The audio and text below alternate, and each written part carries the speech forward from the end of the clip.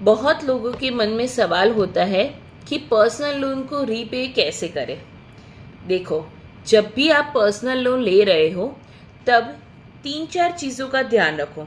जैसे कई बैंक या एनबीएफसीज होती है जिसमें आपको पर्सनल लोन क्लोज करने पे कोई भी पैसा नहीं लगता, यानी कि ज़ीरो फोरक्लोजर चार्जेस। बट कई बैंक या एनबीएफसीज ऐसे भी होते हैं जहाँ पे आपको लोन ख़त्म करने पर या अर्ली इंस्टॉलमेंट पे करने पर भी आपको चार्ज लगता है। तो लोन लेते समय ये 2-3 चीज़ें पहले कंफर्म कर लो कि वो कितना परसेंटेज रहता है और क्या रहता है। अभी पर्सनल लोन को जल्दी कैसे ख़त्म करें। जैसे समझो कि आपका लोन हो गया 3 साल के लिए, ठीक है।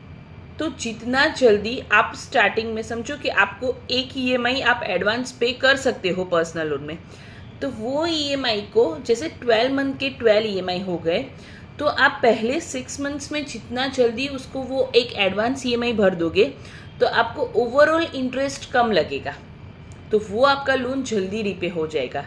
जहाँ पे भी आप फोरक्लोज कर सकते हो, जहाँ पे भी आपके पास एक्स्ट्रा अमाउंट है और आपको फोरक्लोज के चार्ज नहीं लग रहे हैं, तब भी आप पर्सनल लोन जाके क्लोज कर सकते हो। बट वो कंडीशन देख लेना कि वहाँ पे फोरक्लोजर चार्जेस है या नहीं है। तो ये सब देख के आप लोन को इजीली रीपे कर सकते हो। और पर्सनल लोन सिर्फ सिबिल कम नहीं करता, सिबिल बढ़ाता भी है। वो कैसे? जैसे हमने हर मंथ रेगुलरली ईएमआई की डेट पे ही ईएमआई पे किए, जैसे अभी तो सब जगह पे ईसीएस हो गया है, ठीक है।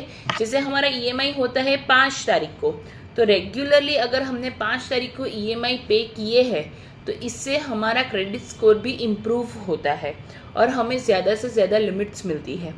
दूसरी चीज़, पर्सनल लोन लेते समय हमें इंटरेस्ट रेट और टेन्यर 2 चीज़ों का बहुत ध्यान रखना है। इंटरेस्ट रेट क्या होता है? अभी सब कंपनियां या सब एनबीएफसीज या जो भी होते हैं वो एडवर्टाइजमेंट करते हैं कि personal loan starting from 2%, but उसके बाद क्या? उसके बाद का हम पढ़ते ही नहीं ना। वो पर ईयर नहीं लिखा होता, वहाँ पे लिखा होता है पर मंथ। तो सालाना 24%।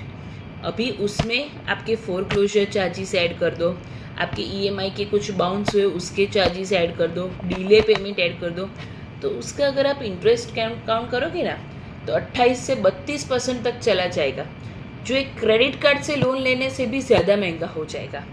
तो ये सारी चीज़ें आपको लोन लेने से पहले ध्यान में रखनी है।